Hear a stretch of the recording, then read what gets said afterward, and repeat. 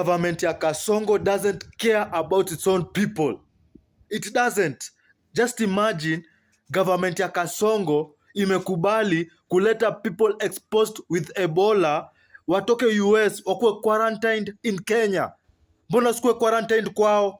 Like, mbona government ya Kasongo doesn't care about its own people? And your quarantine center itakuwa only for Americans. So the government of Kenya puts the interest of foreigners in front of its own people. Hiyo ndo wanataka kutuonyesha. The government of Kasongo doesn't care about us. It doesn't. And it has never. Hizo ni deal gani? Eti foreigners ambao wako US ambao wako na Ebola wanakuwa quarantined Kenya, Nairobi, Kenya.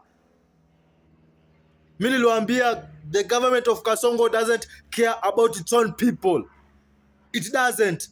Kazi yao ni kujaza tu mifuko zao, wapatiwe pesa, sisi wengine tukufe. Like, mbona sikuwe quarantined Tanzania? Mbona sikuwe quarantined Uganda? Mbona sikuwe quarantined Ethiopia?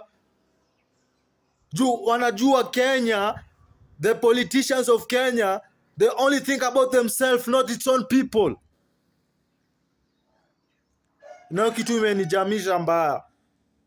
Foreigners ambao wako na Ebola wakae kwao, wapone kwao, wako quarantined kwao, wasikuje Kenya.